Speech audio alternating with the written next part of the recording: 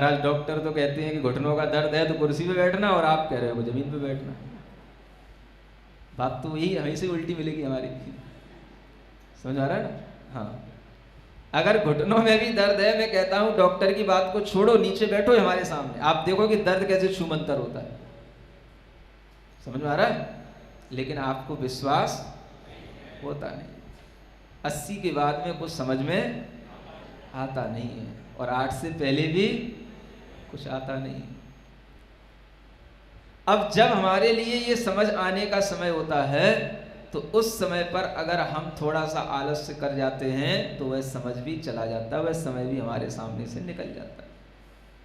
इसलिए ये जो यम और नियम का पालन होगा वह पाप के डर से होगा, और पाप का डर तब लगेगा जब आपको देव, आगम और गुरु का यथार्थ श्रद्धा परीक्षा करके बनेगी। जब आपके अंदर श्रद्धा बन जाएगी तो आप भी पाप से डरने लगेंगे, पूछेंगे महाराज कुछ तो हमारे लिए व्रत दिला दो। अपने मन से कहने में आना चाहिए महाराज कुछ तो हमें व्रत दे दो, ताकि हमारा भी, इस आत्मा का भी कुछ इस संसार से अब उद्धार हो।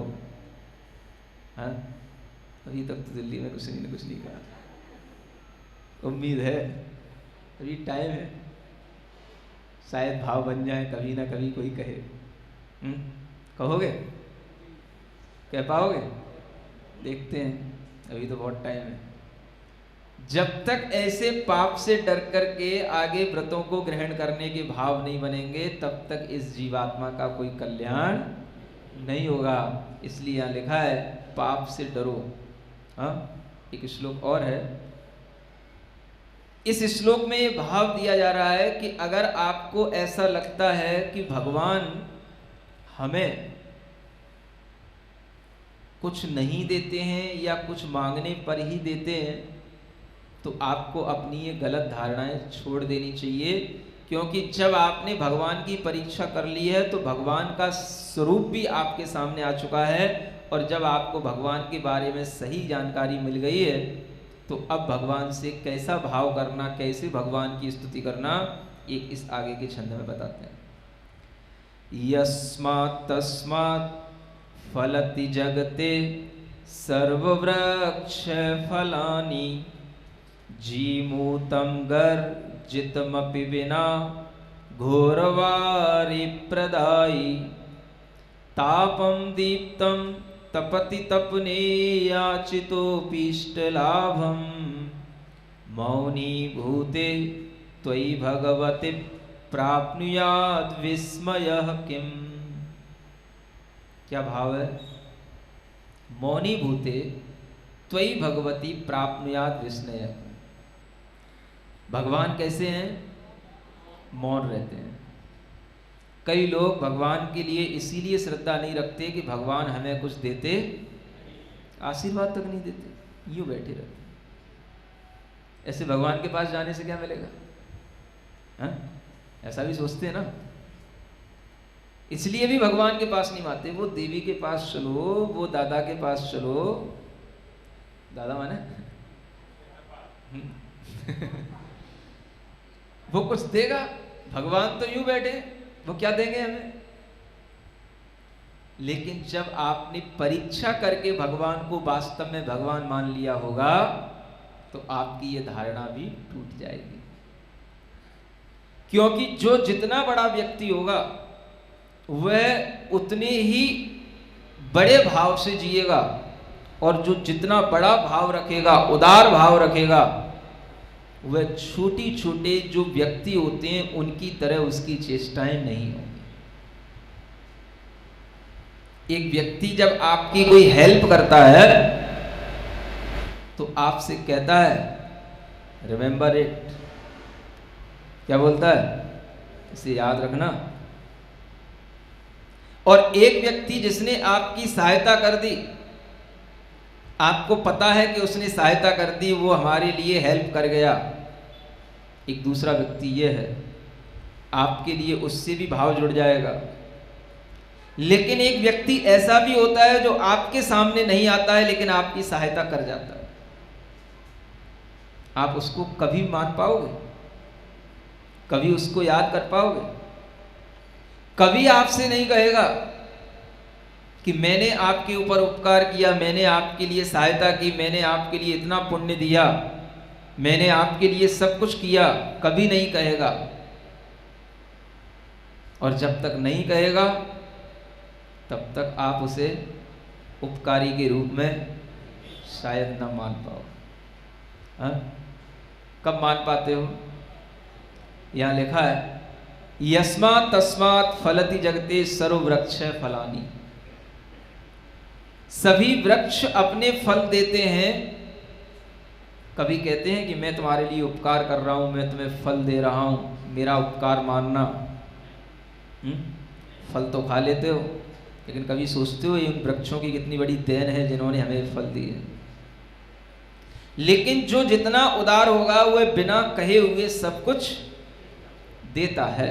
ये दुनिया में देखने में आता है, नहीं आता? वृक्ष फल देते हैं बिना कुछ कहे। बादल गरजते हैं, वो बरसते नहीं हैं, और जो बरसते हैं वो गरजते नहीं। जो भर भर के पानी दे जाते हैं, पता ही नहीं पड़ता, आप सोते रह जाते हो और पानी बरस जाता है, चला जाता है, सब दे जाता है। हाँ?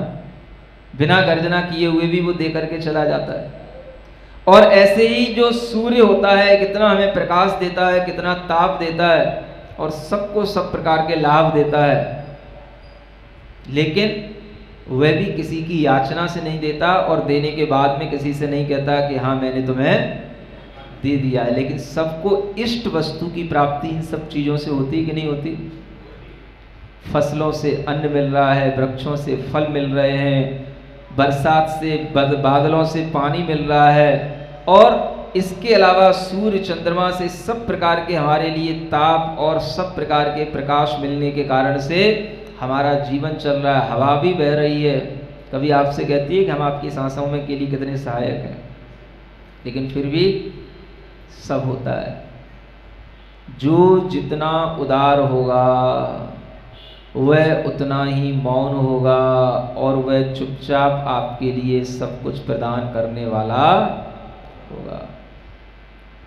इसी तरह से जिनेंद्र भगवान, वीतराग भगवान किसी से कहते नहीं है कि मैं तुझे ये दे रहा हूं, लेकिन जो उनका भक्त होता है उसे पता होता है कि हमें सब कुछ भगवान से ही मिल रहा है।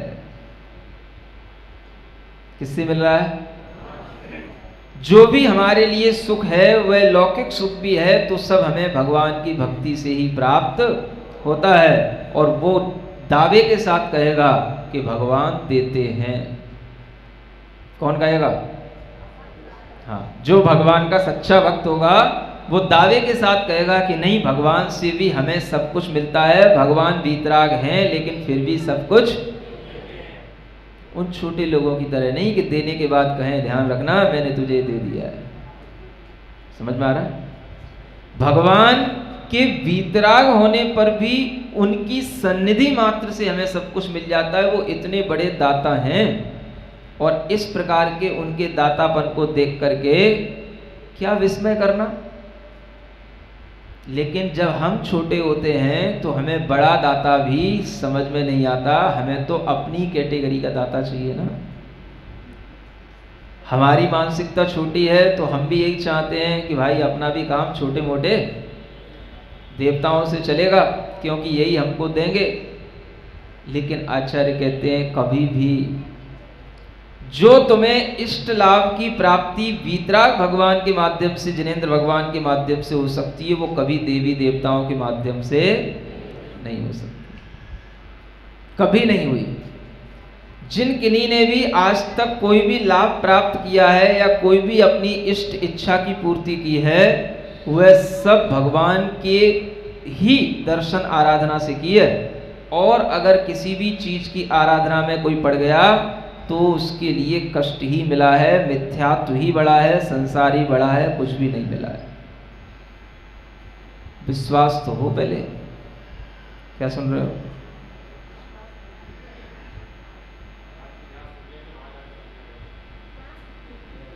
विश्वास होता नहीं है।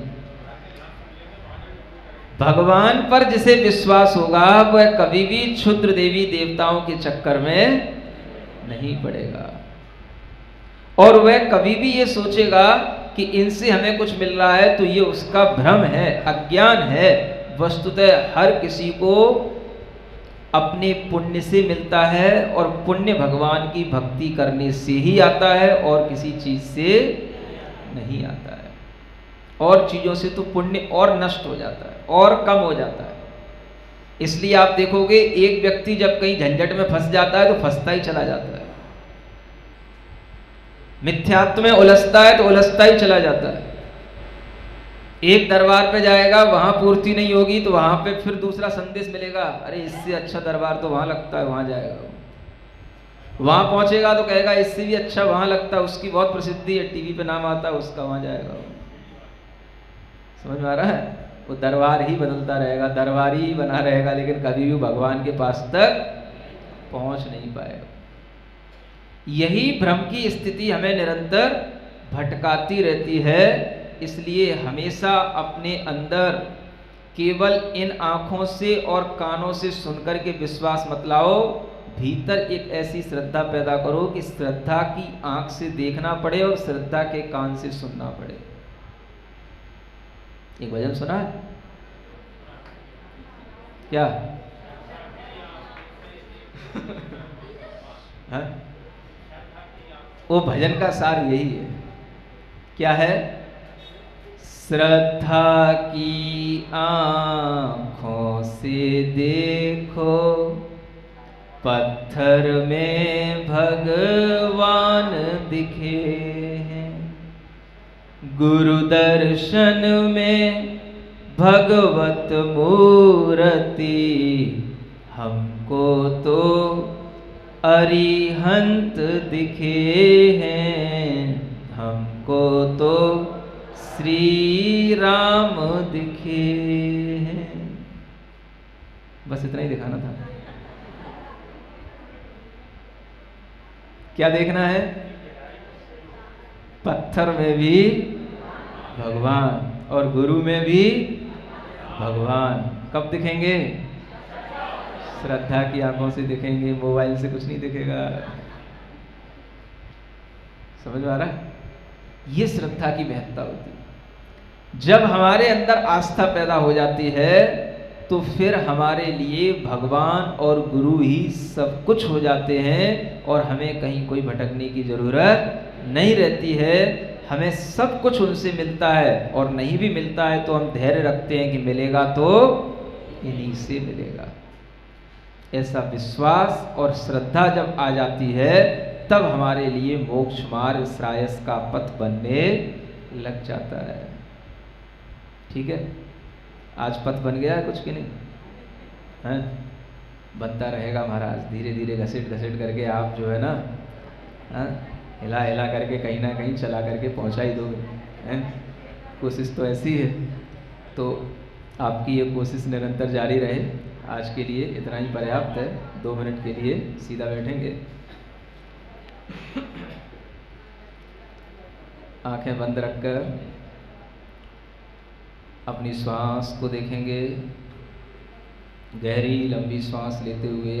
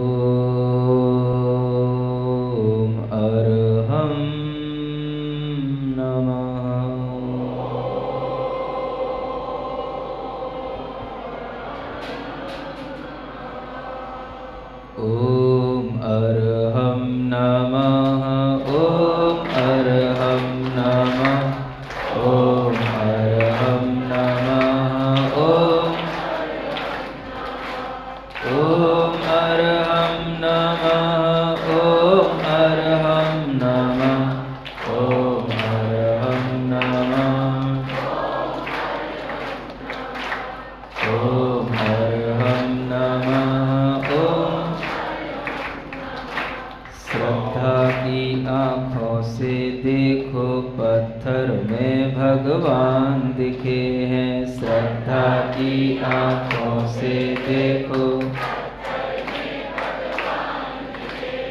गुरु दर्शन में भगवत मूर्ति हमको तो अरिहंत दिखे हैं। गुरु दर्शन में